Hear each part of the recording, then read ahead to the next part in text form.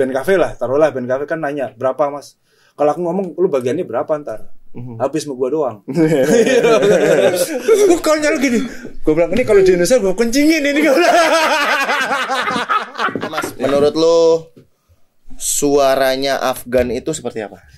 Vokalnya Afgan kalau lu mixing. Oke, selamat datang lagi. Kembali lagi ke Promedia Innovative Solution YouTube channel bersama gua Satrio. Dan kali ini gua nggak sendirian karena di depan gua sudah ada Teguh Wong Beling. Woi.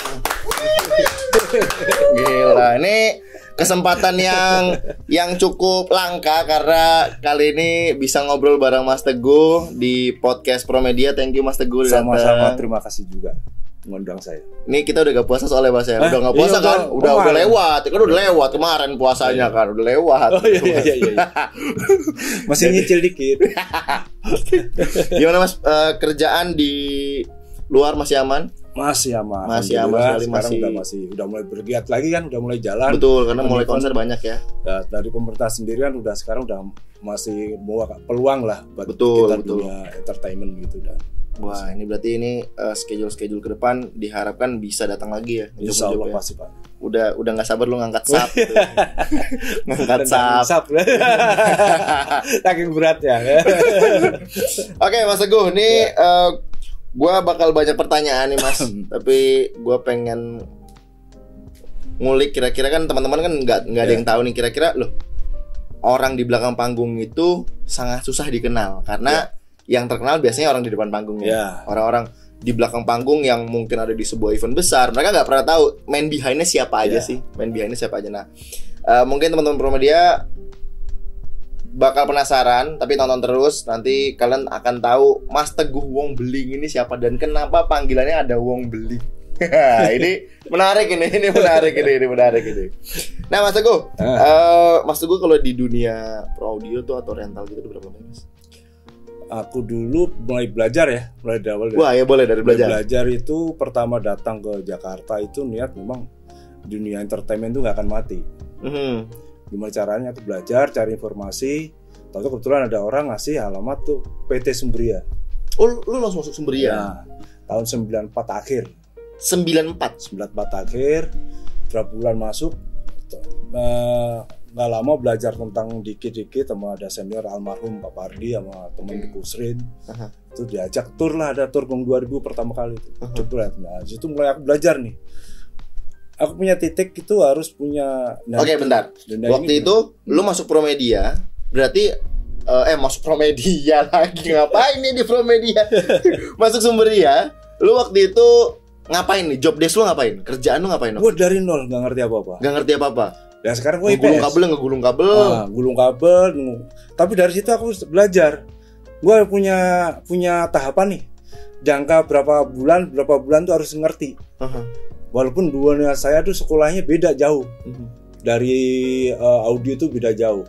Cuman saya tahu nih dunia ini nggak akan mati. Betul. Nah, dia harus berkembang. Dan gimana caranya aku harus bisa masuk.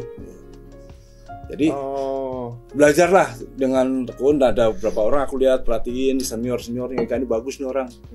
Nah itu aku belajar ke mereka pelan lah, dapatlah ilmu dari mereka.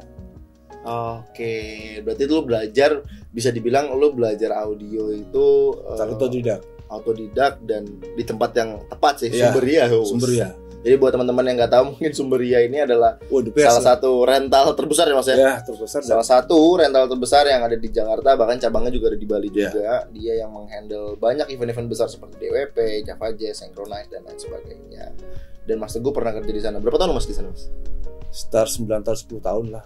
9 sampai 10 tahun. Ya, lebih lah, beribu. Berarti itu bayangannya lu belajar dari yang dari nol nggak ngerti apa-apa. Dari nggak ngerti apa-apa sampai bisa ngebangun sistem sendiri. Ya. Jadi aku belajar di situ benar-benar yakin kalau dunia ini nggak akan mati. Dan gue harus tahu gimana caranya saya tuh dikenal orang. Jadi cara melayanin orang, pemain, terus cara melayanin klien, yang terus anak-anak produksi, dan mereka bisa tahu. Jadi aku meyakinkan mereka itu gimana caranya event ini harus berjalan dengan lancar. Walaupun ada problem. Seandainya ada problem, aku nggak pernah ngomong. Teknis biasa lah ya. Teknik biasa, dan kalau sampai mentok dia yang baru naik, ini kalau ada problem, aku baru ngomong, nih tadi begini. Kalau aku ngomong sekarang, lu akan stres. Oh, jadi udah solve dulu, udah beres dulu baru lu ngomong. Baru ngomong. Kalau mereka tanya, lu kenapa tadi enggak? Aku akan ngomong. Banyak kejadian juga gitu. Yang aku mereka tuh akan bertanya, "Duh, kenapa tadi begini gue?" Nah, aku ceritain kalau sampai aku ngomong, itu event lu pasti lu akan nggak akan selancar, pikiran lu akan lancar. Pasti ada pemikiran, jangan. Gimana caranya aku memberi kenyamanan seorang show manajemen itu tenang, lancar acara. Iya betul, ada show manajemen ya. Iya. Berarti lu dari 94 ya? 94 sampai 2004 kurang lebih. Iya. Wow, itu 10 tahun. 10 tahun sih kalau misalkan belajar sih udah. Belajar dibayar. Dah itu dia. Belajar dan dibayar. Berarti lu dari dulu event yang menurut lu besar di Sumberia tuh. Dan lu pernah buat sistemnya sendiri deh. Kalau dulu aku masih di rental tuh ada kerja yang di Sumberia tuh ada almarhum Pak Pardi. Dia yang bikin sistem. Pak Pardi yang bikin sistem. Temen aku yang sama dia, aku bertanya, dia bikin program, konsep, nih tuh. Karena aku dari kantor kan ditunjuk untuk leader. Oke. Di leader nih. Jadi aku pelaksanaan di lapangan. Eksekutor di lapangan. Gimana caranya ini event dengan waktu yang mepet bisa lancar. Orkestra orang gue tahu itu. Tahu ya. Banyak banget tuh. Inputnya sih top itu. Dengan kalau sekarang udah enak yang mixer ya. Digital mau satu mixer aja udah berapa ratus channel. Berarti dulu tuh 94 masih pakai analog ya? Analog lah. Digital belum ada. Berarti kalau misalkan contoh sampai itu input, kalau misalkan orkestra gitu kan lebih dari 40 gitu. Itulah gimana caranya konsep itu kita bikin. Dengan satu mixer, kalau FH enak ya. FH dengan cuma input langsung ke master. Tapi dengan monitor, dengan satu konsep satu ini semua bisa link. Di monitor ada 3 mixer, 4 mixer. Lah itu gimana caranya saling inputnya tuh jadi 3 sampai 4 mixer bisa 4 mixer. 4 kali 40. Karena aux juga butuh kan ya. Satu auxiliary itu ada yang 32 dulu Sumberia temunya 32 auxiliary. Itu full. Analog 32 analog ada. Soundcraft itu penuh. 32 auxiliary. Iya. Belum satu lagi tim bisa 24. Ini tapi ini semua jadi satu. Berhubungan. Jadi kalau seandainya nih di master sini ada channel yang perlu di sini butuh, itu gimana caranya mereka juga tahu. Gua harus dengar. Karena ini mixer kan beda. Iya. Orkestra dulu itu kan berapa band? Dengan satu konsep dia kan 5 band ya. Dan setiap band itu harus ngerti, dia harus berhubungan. Dengan satu master Erwin Utawa ini, dia harus jadi satu, dia harus kontrol, dan Mas Erwin sendiri harus dengar nih band ini kurangnya detailnya, dia harus tahu instalasinya itu yang. Dulu kabel segambring ya berarti ya? Itu instalasinya 200 kabel nggak cukup. Iya mas. Gile bos. Ini analog, kalian bayangin. Ini kita baru ngomong input, kalau di analog ya belum lagi. Lu pasti pakai efek kan? Ya. Kalau efek lu pakai insert atau dulu mixer dulu itu sudah ada bawaan build-nya yang bagus-bagus. Berarti lu insert. Kalau di monitor itu dia nggak perlu. Dimaksimalin jangan sampai ada efek. Di monitor. Ya, di mixer motor. Kalau di FOA memang butuh ya, kalau di monitor dimaksimalin jangan. Karena mereka dulu kalau dengan suara karakter yang asli, itu mereka akan dengar. Kalau dikasih efek segala macam, itu mereka akan kayak ketipu. Iya. Bukan yang enakin, tapi malah kadang semakin kasih reverb mereka makin ngambang. Oh iya. Ya gitu dulu gimana caranya jangan ada reverb di atas panggung. Kalau bisa ya. Kalau sekarang kan udah pakai ear, memang harus. Iyalah, udah sendiri. Harus, cuman sekarang artis sekarang tuh belum bisa sekonsep. Kalau kita lihat, kita bukan jelekin artis kita ya. Lihat di YouTube-nya bule apa-apa, mereka kalau cara megang mic-nya itu bener. Iya. Kalau kita belum. Karena itu kan banyak rata-rata ya. Motong gitu. Nah, rata-rata kita belum. Karena di mereka itu biasanya karena gedenya itu bukan dari sebuah konser. Dari studio. Nah biasa aku biasa kalau di studio begini. Iya.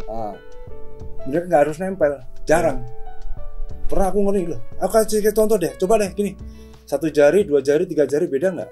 Beda kan? Beda dong. Gimana caranya kualitas bagus kalau lu ngambang? Lu kan pengen enak, ya harus gitu lo ngikutin. Harus perlahan-lahan, mereka itu harus perlahan-lahan.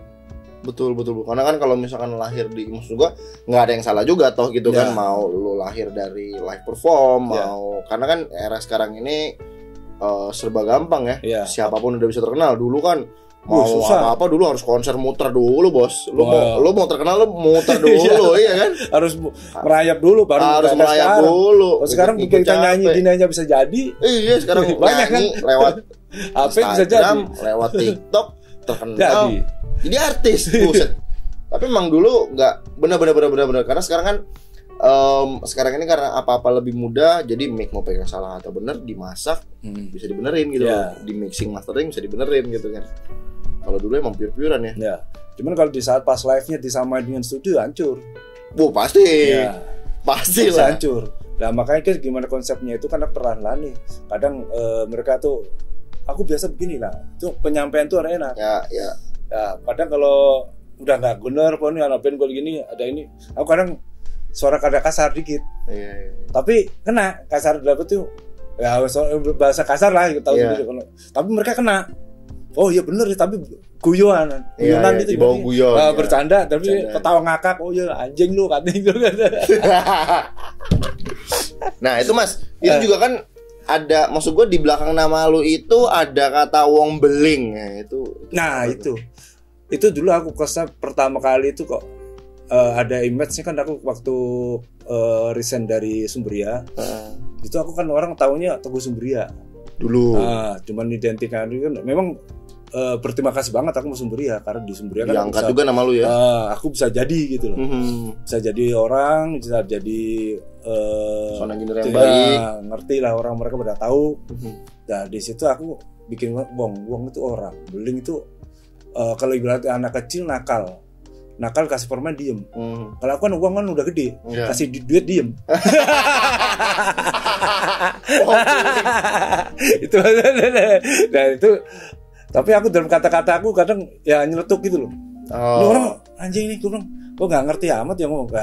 Bahasa aku itu aku kan bahasa yang misalnya orang bilang kasar tapi guyon. Dasar lu bang beling nggak gitu. Jadi karena lu sering ngomong kasar di bawah guyon, makanya beling itu beling pedes nakal lah, itu jadi satu lah itu lah. Oh ya, berarti ada dong kiai beling kan. Betul ada. Tapi Mas, lu di Sumberia itu di tahun keberapa dipercayain pegang mixer?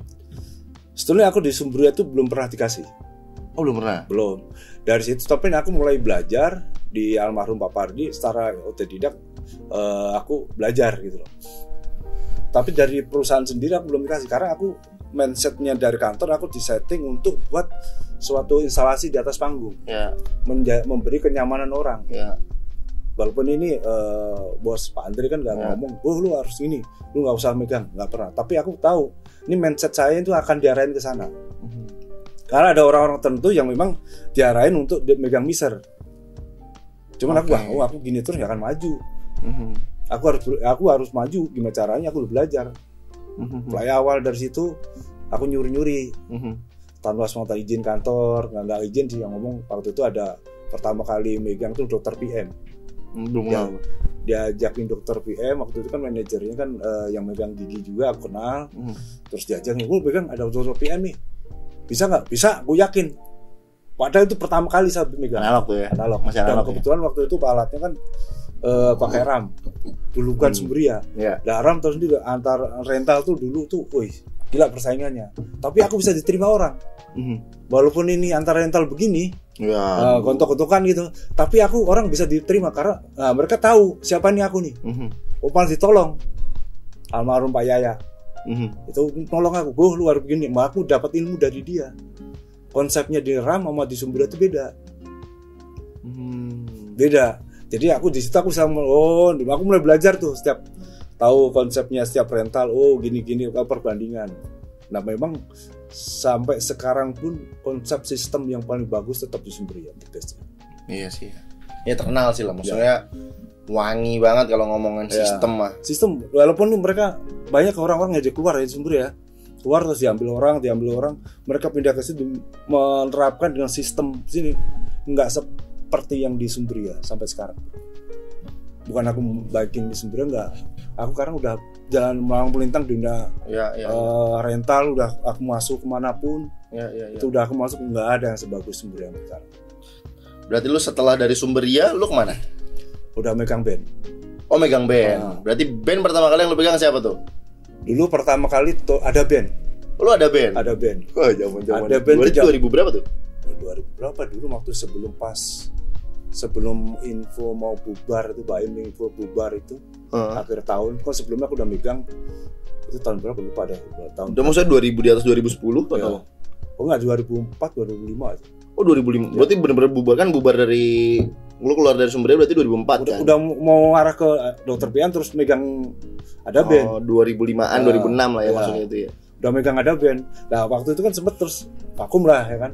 Nah setelah vakum itu aku mau nyari kemarin ya megang Audi, Dewi Sandra, ya siapa aja yang mau anak-anak produksi. Sampai orang bilang kalau pas posisi aku di anak-anak produksi kan, orang nanya, "Mas, ini lu siapa?" "Wah, aku tukang dorong racer." Aku bukan sound engineer. Bukan, aku nutupin jati diriku. Aku tukang dorong racer. Yang bener Mas, iya bener. Karena emang gue dulu pertama kali ketemu Mas Teguh tuh di kantor di bawah, jadi kita lagi demo. Oh enggak, gue pertemu Mas Teguh waktu itu di Afgan bareng Mas Nabil, bareng Mas Nabil. Nah waktu itu jujur aja sih kalau gue pribadi ya, gue kan waktu itu kan kenalnya cuma Mas Nabil karena gue waktu itu mau nganterin barangnya. Ya, gue juga aneh ya. Barangnya Mas Afgan, abis itu nanya, gue pikir, wih ini orangnya Afgan nih kayak, gue nggak tahu orang mungkin dia bodyguard atau apa karena celana pendek sobek gitu kan, celana pendek sobek gitu kan, pakai jaket tentara itu kan, jaket yang loreng lu, baju kaos, gue pikir siapa nih, ya gue settingin nih barang gue pikir ternyata engineer bos. Ngeri, nggak kelihatan, lu beneran gak kelihatan, tampang begini mah lu kalau ngelihat celonong aja lu. Tadi gue mau gaya gue nggak nih mau ngomong malu kayak gue apa gaya gimana? Udah lah pernah ada film. Gue pikirnya apa iya Mas Teguh bisa rapi, gue juga pikir gitu kan, kayaknya enggak lah dia mah nggak, kayak serapi-rapi dia tetap aja Mas Teguh, gue pikir.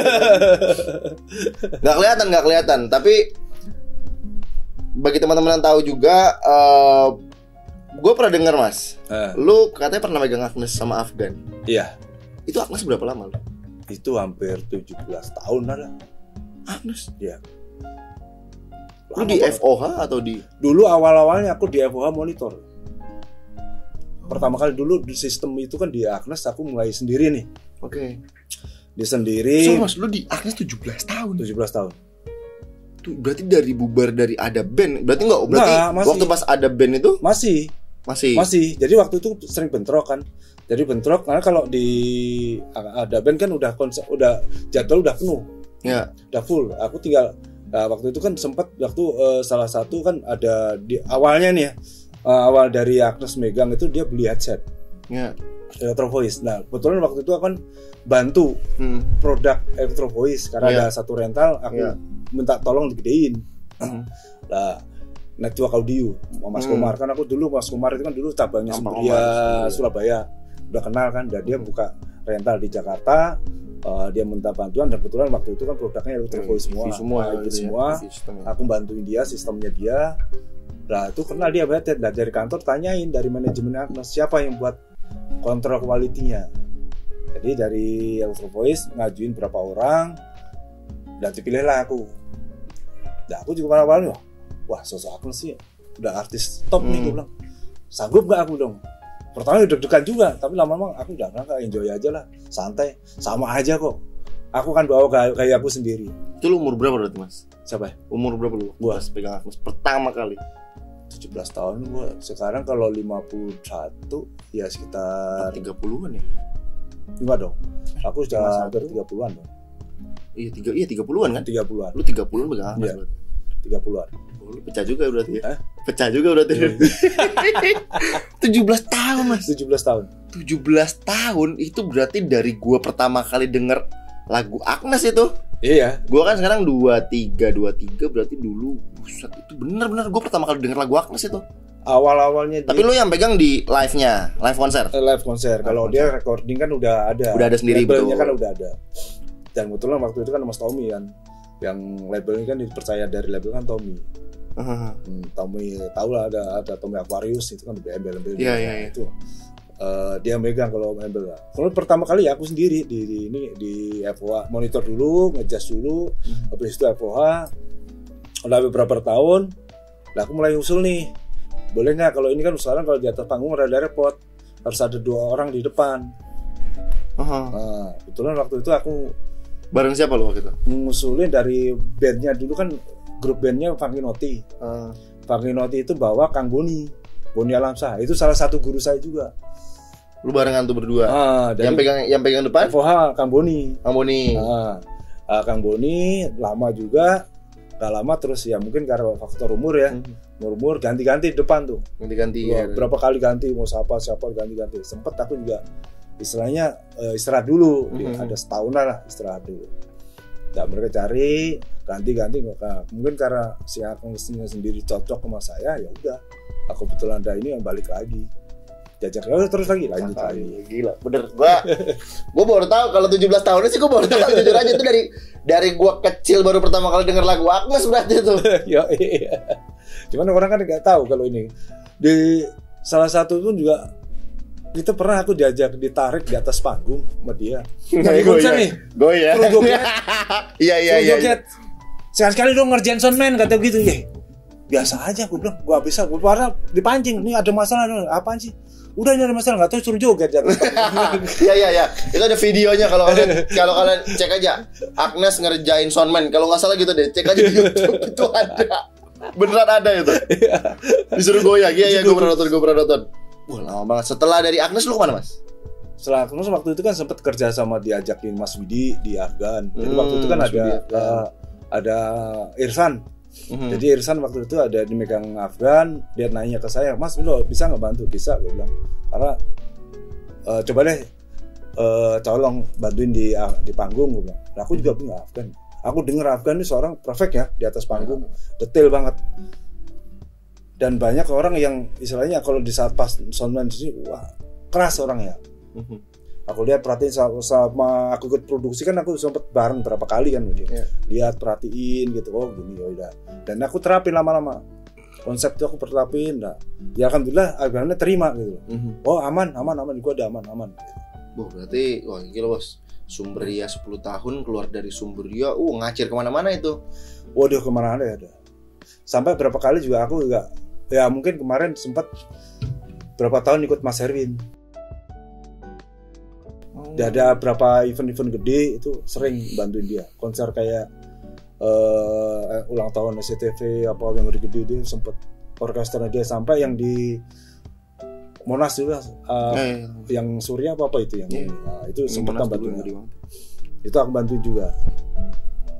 Pecah kali. Tapi Mas, lu pernah, berarti kan itu kan keluar kota, keluar negeri konser bareng siapa? Dan ya lu pernah ikut konser bareng artis luar negeri bareng siapa? Yang terjauh, yang paling jauh yang mana? Paling jauh dulu Agnes waktu itu bintang tamu Christian Saves di Brasil.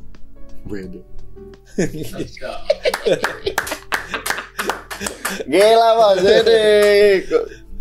Brasil lu tuh? Di Brasil. Berapa hari tuh? 5 hari. Lu pernah keluar negeri kalau misalkan buat konser gitu pernah kemana aja berarti? Udah mana aja lah, udah jauh. Yang seringan Malaysia, Brunei, ya Asia udah sering. Ya. Di Australia juga pernah. Kalau ke Amerika belum. Sempat kemarin kan mau diajakin kan. Ada mau sebelum corona kan mau konsep si Agnes mau promo gitu kan.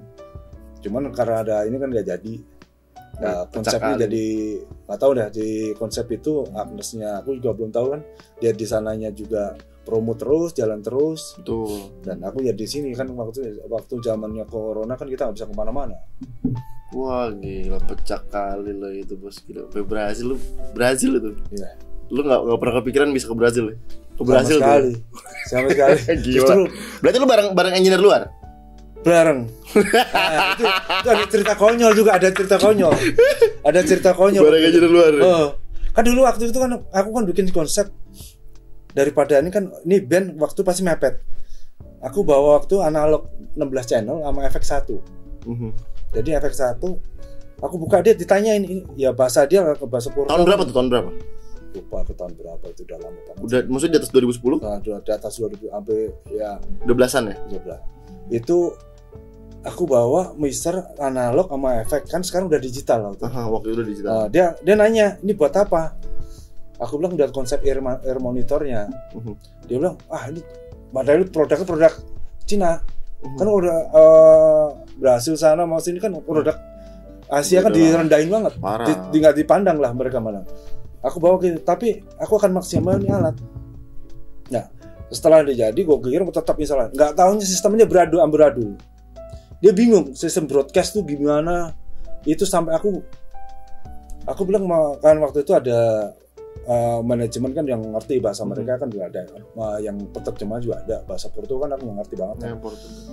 Aku ajarin, ini orang nggak akan kelar ini acara, nggak akan jadi ini acara karena dia tahu ada konsep broadcast dan dia nggak, sistem itu nggak ada loh. Tapi kalau misalkan broadcast kan harus tiga instalasi, monitor, Eva, broadcast. Oh iya, nama satu lagi nggak ada dia, mixer broadcast kan.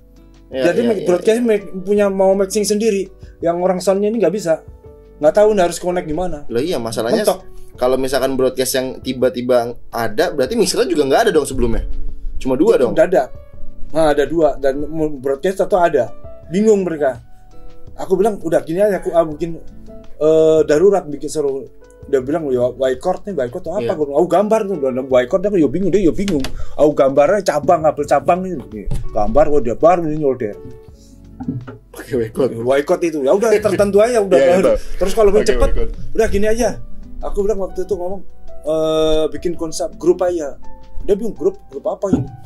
Aku bilang gambaran nih, grup musik, buat drum, bass. Ini aku bikin, dia akhirnya bikin kirim. Cuma grouping kan? Grouping. Iya. Nah waktu itu dia bingung. Aku bikin kabel, vokal segala macam, bikin direct sendiri, piano. Dia nggak mau nih. Oke, dibuat langsung aja di whiteboard tuh. Whiteboard. Dia bilang apa sih bahasa sono? Gue bilang gue gambar aja gitu. Dia bingung. Oh ya.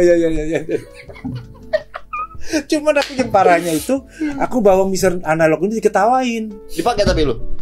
Aku bikin sendiri sistem. Buat Agnes? Iya, buat earnya Agnes. Oh, buat earnya Agnes itu. Berarti mixer itu ada di depan? Enggak, di monitor. Di monitor. Sorry, di monitor, betul di monitor. Cuman aku minta waktu itu satu kirimannya musik. Dan dia udah waktunya mepet sambil gini, dia nggak tahu.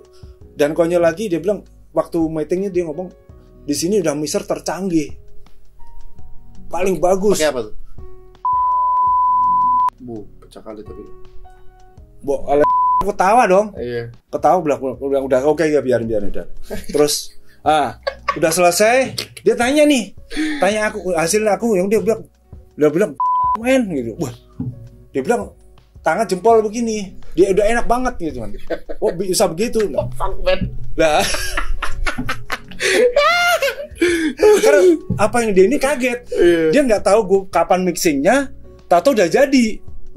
Di saat dia ke panggung, kalau di luar memang udah rata-rata udah pakai ear semua. Rapi. Nah dia mundar-mandir nanya ini, gue cara dia pas main gue nyuri setting sennya ke ear musik, aku nyuri.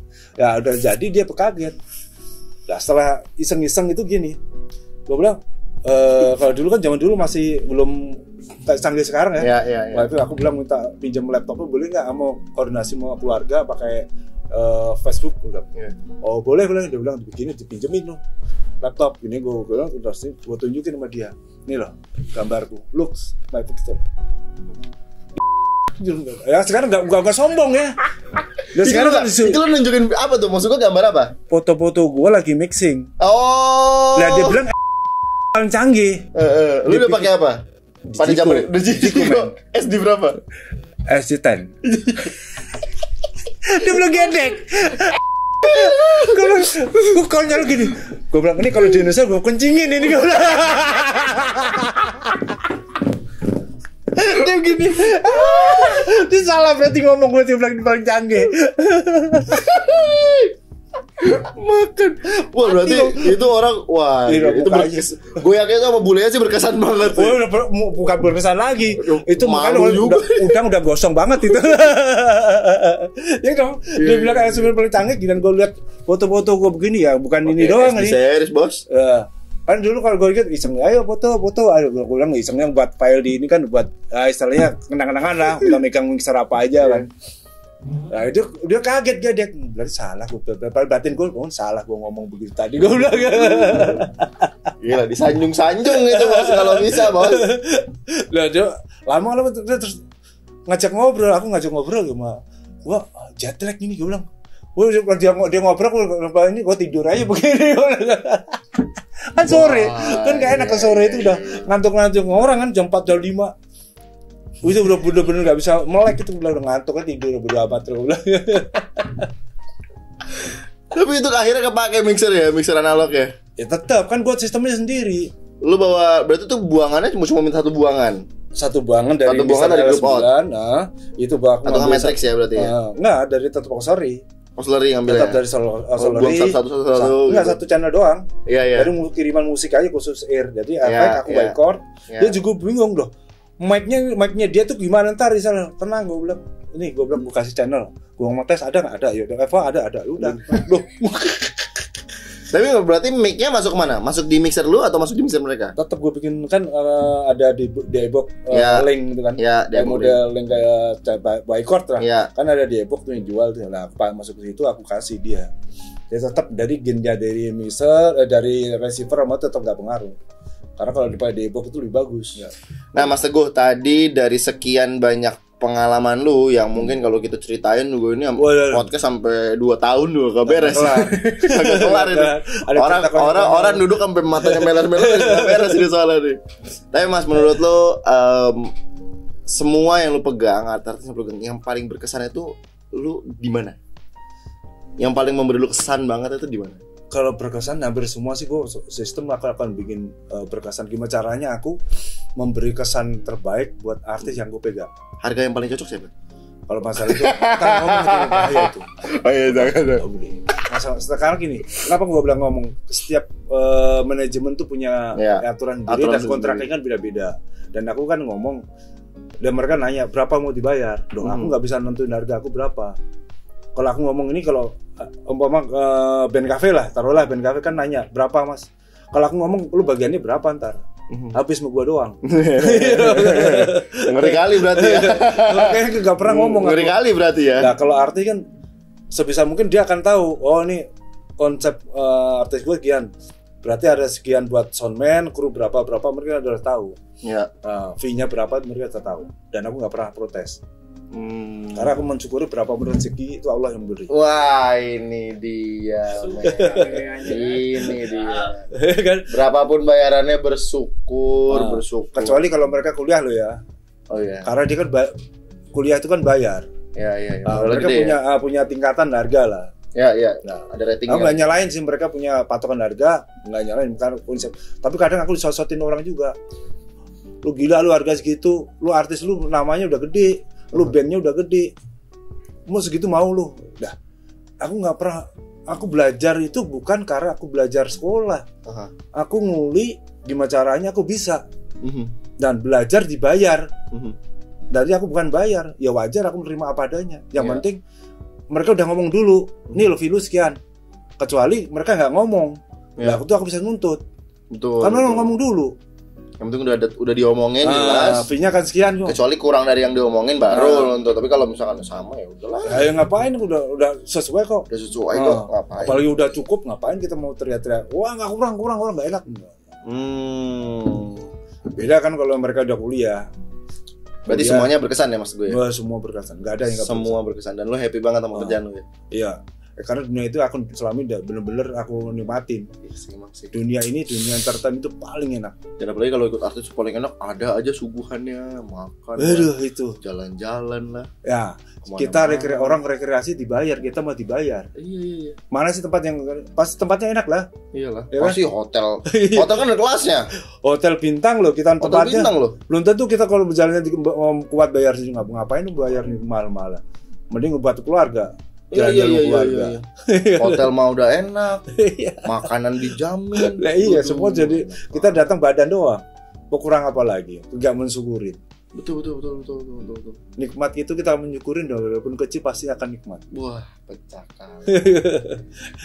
Nah, Mas Teguh, lo ini kan bisa dibilang udah megang banyak artis-artis berkelas dan punya nama. Nah, lo sendiri di posisinya sebagai sound engineer.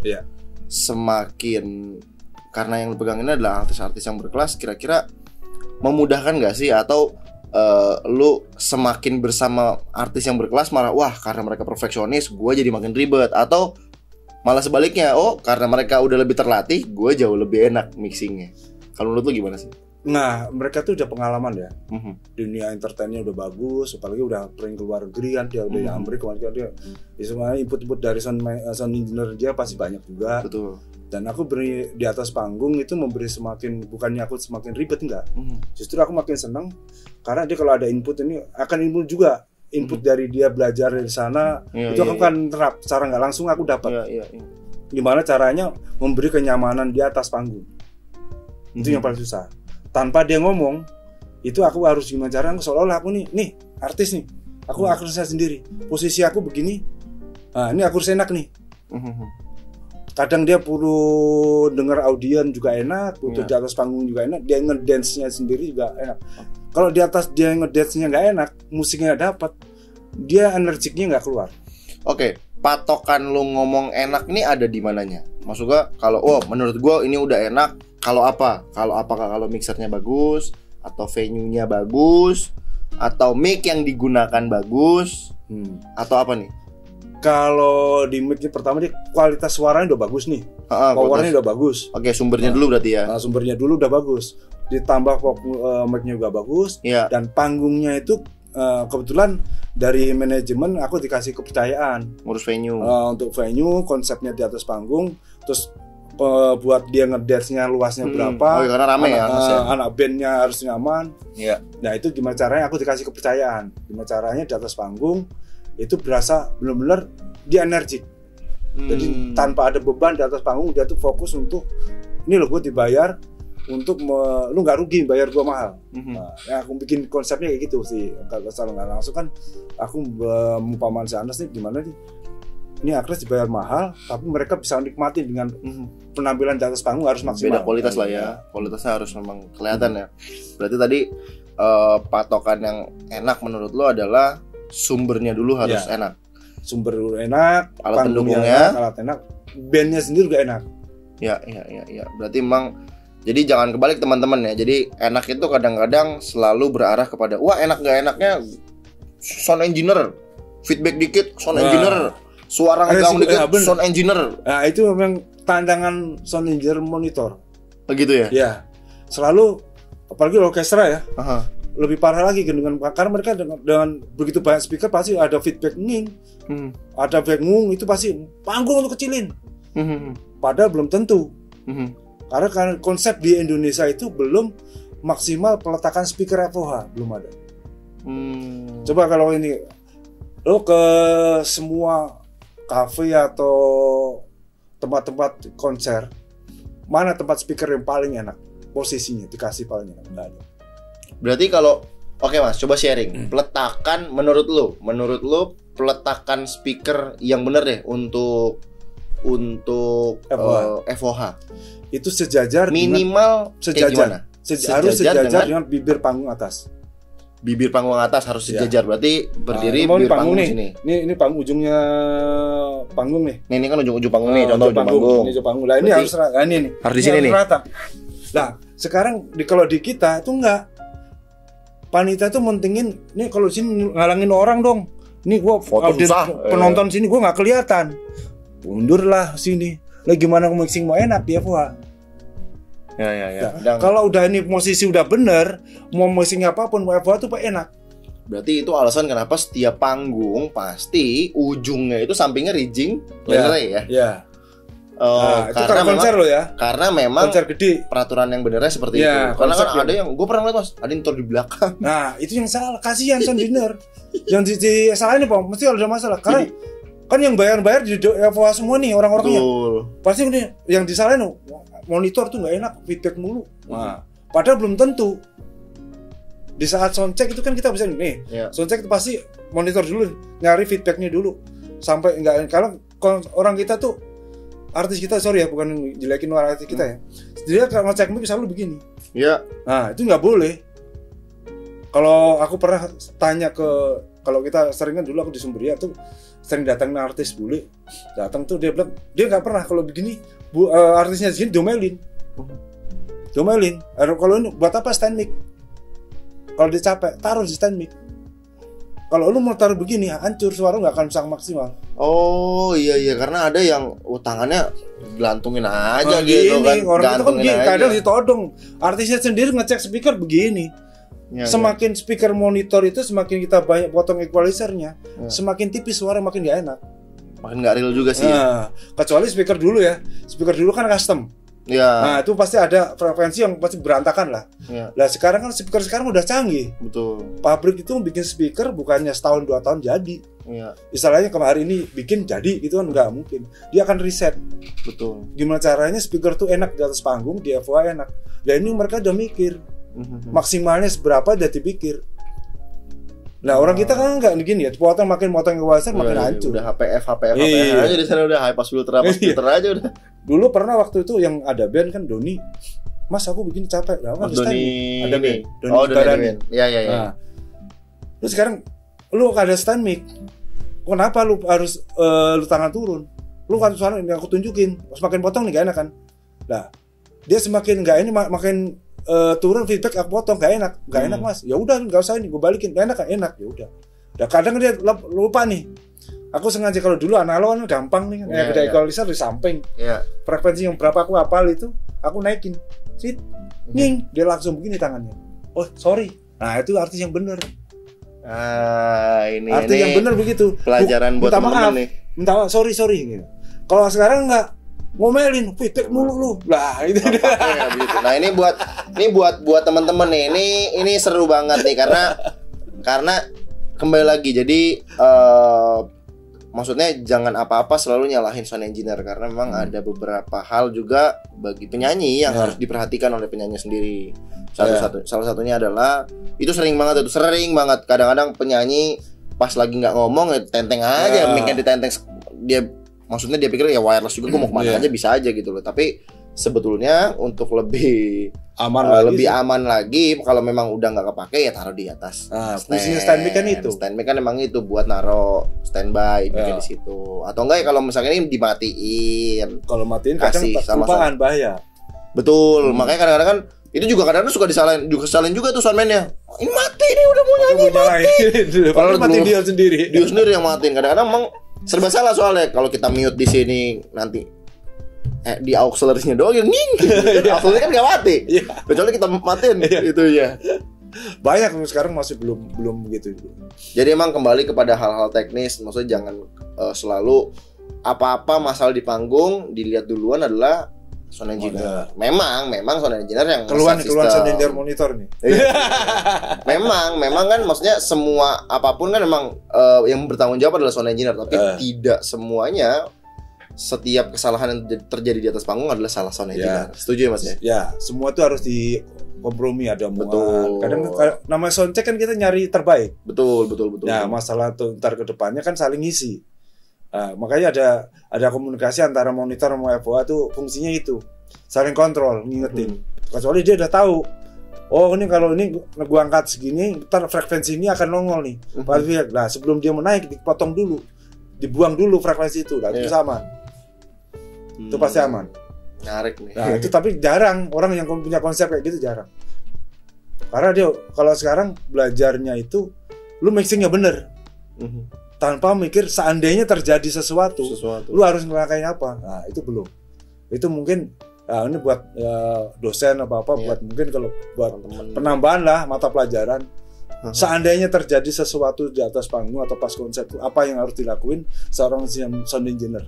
Tapi emang sebetulnya pelajaran-pelajaran gitu kan kita sering temuinnya kalau misalkan kita praktek sendiri. Karena kan banyak teknis yang nggak kita dapat kalau misalkan belajar. Kalau kita belajar itu kan belajar yang namanya belajar apa yang ada dalam kurikulum itu aja yang diomongin. Tapi kan kalau teknisnya segala macam memang ya jam terbang itu sangat penting sih karena teori tanpa dan rata-rata juga dosen sekarang kan mereka juga jam terbangnya di lapangan juga tinggi. Parah. Juga aku teman-teman di dosen kan banyak kenal juga, udah kenal. Kadang mereka kenapa sih kalau aku tanya udah belajar gitu ya secara langsung kan aku juga kadang nggak langsung aku siapa enggak liatin orang kurang ini salah Mas aku belum lu nggak kayak gini. Enggak mas, belajar gue begini. Oh, dosen lu siapa gue? Oh si A, gue telepon ya gue bilang. Kalau ngajarin yang bener gue bilang. ngajarin bener apa? Lu harus lihat situasi dulu di atas panggung. Jangan orang suruh mixing langsung. Kenalin dulu posisi speaker, panggungnya sebelah. Itu penting itu. Setuju. Itu penting banget. Karakter karena kan setiap speaker, setiap mixer punya pasti beda. Masing-masing. Mikrofonnya sensitifnya berapa? Kalau udah pakai ear ya aman lah ya. Nggak usah harus ngapalin ini nggak perlu. Tapi kan sekarang rata-rata artis kita masih berpatokan speaker monitor. Betul. Masih banyak. Walaupun dia udah ada pakai ear, masih aja tetap minta floor. Tetap aja minta dilepas. Karena alasannya gue pengen denger audien. Lah, audien itu sebenarnya bisa kita bikin. Mikrofon untuk audien itu tinggal kerjaan si sound monitor, tinggal di saat pas dia selesai ada penonton teriak, ini tinggal buka aja. Buka dikit, pasti dia denger. Cuman dia merasa kadang-kadang nggak disepelin. Padahal nggak ada diem, udah mixing ya udah diem aja udah nggak ini apa-apain. Karena monitor udah merasa enak, udah diem. Tanpa ngulik lagi. Nah suaranya kan dia ngikutin seperti Sound Danger FOA ya. Setiap lagu kan akan musiknya beda-beda tuh. Cara drumnya harus tenaganya drum seberapa tenaga itu pasti beda-beda. Dan itu harus pengaruh. Jadi harus sama. Tapi rata-rata mereka juga udah nyaman ya udah.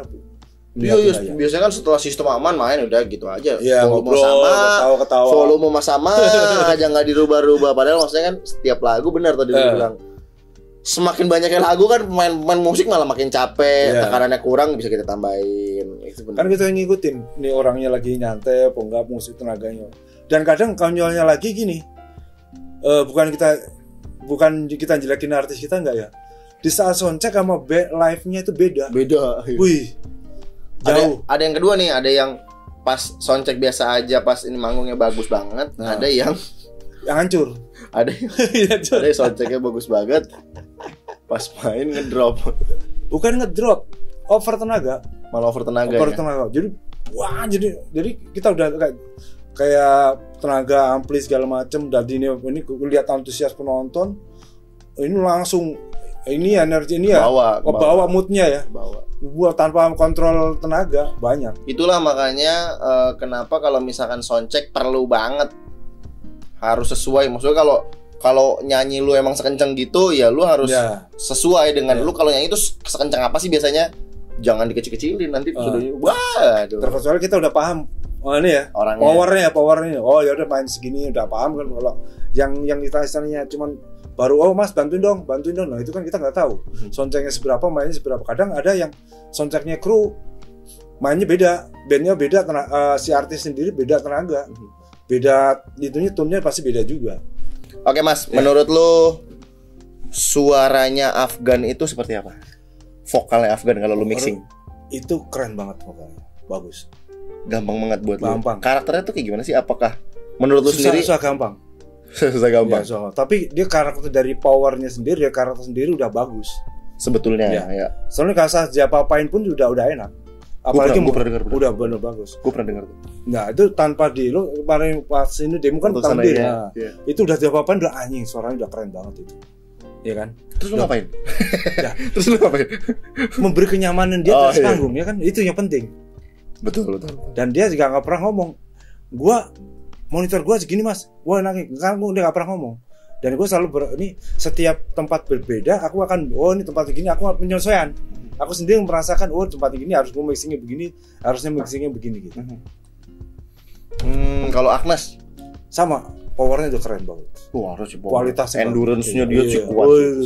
Terus sama dia sendiri kan punya begini nyampe mic-nya. Ya itu ngapain sih? Ya dia mulai deh. Agnes kalau nyanyi kan ada topik. Nah itu apa itu? Itu dia kan powernya udah bagus. Tapi berarti mic dari segi mic di mixer kan orang penasaran nih. Kalau misalkan ada pas dia nyanyi karena panjang itu ditarik banget tuh itunya tuh, dan itu tetap masuk.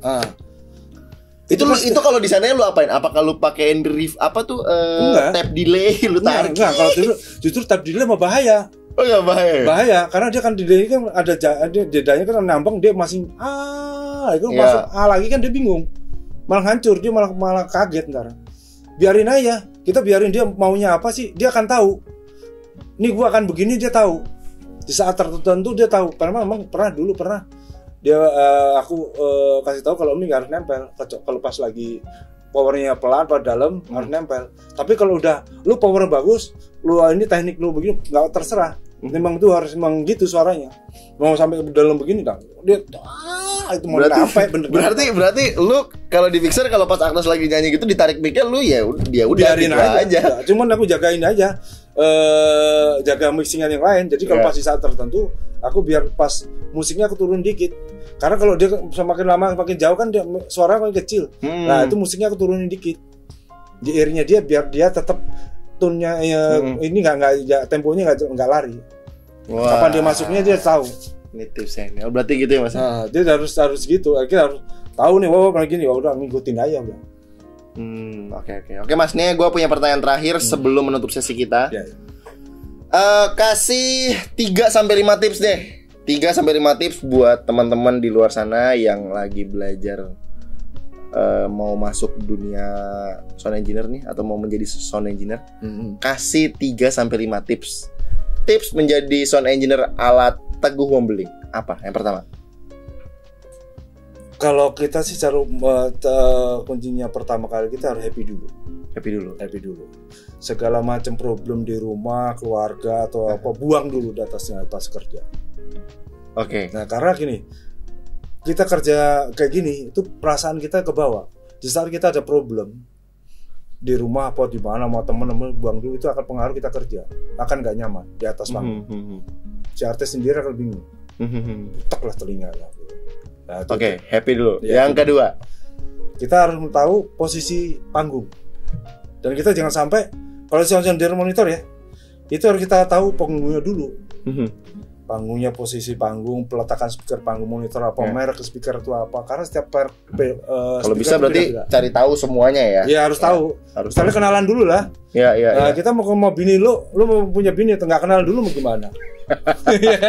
Nah itu sama, kita harus kenalan dulu. Oh gini. Iya, masa belum udah dipakai aja ya. Udah dipakai, gila aja itu. Mau beli kali ini. Oke, tips yang ketiga. Tadi kan yang pertama happy dulu, yang kedua adalah kenali semua produk. Berarti gue bisa bilang ya. Harus hafal dulu. Harus hafal karena memang setiap produk itu mempunyai karakter masing-masing. Terus yang ketiga kita harus gimana caranya kenyamanan artis di atas panggung. Kenyamanan artis maupun siapapun yang kita pegang ya. Ya, kita pegang. Ya, siapapun kita harus. Jangan sampai kita bikin dia tuh panik. Jangan sampai kita tanya dulu lah. Kita jangan pakai ego. Kalau di monitor beda sama TFOH. Yeah. Karena efek terutama ini ya, permainan dari efek gitar lah. Dia tuh tuning apa program efek itu kan sekali dua kali jadi. Dan kita harus, aku ngomong ini flat ya. Lu butuh apa? Ini kalau flat dulu ini coba lu main dulu. Oh gini. Oh iya udah enak. Oh potong nih. Nah, kita harus ngikutin apa kata kita. Dia bukan kata kita. Karena kan monitor emang punya dia kan. Yang punya dia. Kan nyaman. Kalau dia aneh gitu ya. Dia akan ngulik terus efek sepanjang main. Betul. Nunduk mulu. FOH makin hancur kan. Betul. Anjing, kok berubah mulu nih efek. Iya dong. Dan itu sama di drum juga gitu. Betul, posisi kick ya. Posisi mic-nya, terus miking kita harus lihat dulu posisinya bener sebelum ini jalurnya segala macam. Terus alurnya kabel. Apalagi kalau ada artisnya jingkrak ya, joget apa perlu gerak itu yang ini tuh harus benar nyaman di atas panggung. Ada lagi yang keempat? Keempat itu ya tips menjadi sound engineer versi Teguh. Versi gua ya kasihlah kenyamanan buat semua orang. Terus kita pengenalan ke orang. Jangan ego. Jangan ego dalam arti kita gini. Jangan rasa so jago juga ya. Ini jago. Apalagi kita sewenang-wenang sama orang rental. Wah, lu diinjek. Waduh. Orang lapangan tuh dibunuh. Orang lapangan. Udah dia malam masuk, setengah malam belum istirahat, kita kasih udah.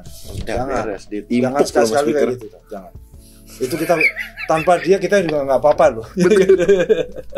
Jangan coba-coba deh pokoknya. Apalagi kalau malam udah loading pulang, belum makan. Biasa kan kalau misalkan kru kan gitu kan, aduh ada makanan tapi ragu mau ngambil gitu kan. Karena atasannya belum suruh makan. Kalau lu gangguin udah Udah stand mic masuk kepala. Ribut dah ujungnya. Pastilah kenyamanan. Mereka tuh sama bagian dari kita, walaupun kita juga gini ya, fee mereka kita juga tahu berapa sih.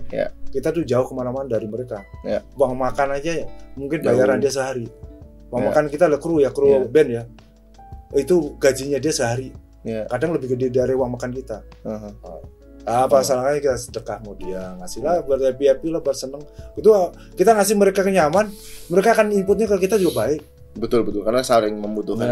Saling kerjasama bagus lah. Oke, berarti tadi tips menjadi seorang sound engineer versi Teguh ada 4. Yang pertama harus EPI. Yang kedua tadi harus mengenali barang-barang. Mengenali barang-barang yang mau kita pakai, karena memang setiap brand itu memiliki karakter masing-masing. Lalu yang ketiga itu harus kenal venue. Wah, ini kenal venue. Yang keempat tadi harus buat orang di atas panggung maupun di luar panggung aman dan nyaman. Seperti itu ya Mas Teguh ya. Ini 4 tips, mudah-mudahan berguna buat teman-teman semua, terutama sound engineer ya. Betul, itu juga. Dan thank you juga buat Mas Teguh untuk obrolannya. Jadi karena banyak nih teman-teman kita di luar sana yang mungkin nggak tahu nih sebetulnya siapa sih yang ada di belakang layarnya artis besar. Siapa sih di belakang layar Agnes? Orang lihatnya kan di depan doang. Iya, orang kan lihatnya kan Agnesnya aja, Afgannya aja. Sound engineer di depan, baru ini nggak lihat di belakang. Nggak lihat. Kalau kita coba apalagi monitor ya. Iya, monitor kita nggak nyaman. Belum sejagonya apa sound engineer di depan hancur. Betul. Jadi buat teman-teman semua, jadi bisa tahu, bisa kenal pengalaman-pengalaman di belakang panggung seperti apa. Semoga bermanfaat dan memberikan pelajaran buat teman-teman semua. Oke, thank you semua buat teman-teman yang udah nonton. Dan buat teman-teman juga semua, kalau memang menurut kalian podcast ini berguna, berarti, dan memberikan pengalaman, pengetahuan buat teman-teman semua, bisa di share, di like, komen podcast Berani Belajar Audio di sini. Dan kalian bisa mungkin bagikan ke teman-teman yang memang perlu juga. Dan bagi teman-teman semua juga, kalau misalkan kepo, wah kira-kira gue harus ngobrol sama siapa lagi nih. Kalau lu punya kenalannya, lu punya linknya, atau lu orangnya pengen ngobrol di sini, ya monggo nanti bisa langsung kontak di Promedia Innovative Solution atau komen di bawah. Nanti tim Markom kita akan kontak langsung. Dan ya sampai di sini nantinya gitu. Saran gue paling bagi yang mau mudik, ya hati-hati di jalan. Bagi teman-teman yang merayakan Idul Fitri juga selamat Idul Fitri buat semuanya. Mohon maaf lahir batin kalau ada kata-kata yang mungkin salah dan sudah terucap dari mulut gue. Jadi gue Satrio dan ini Teguh Wong Beling. Nah, Teguh Wong Beling tetap berkarya terus bersama Promedia, your trusted pro audio partner. Peace. Wah.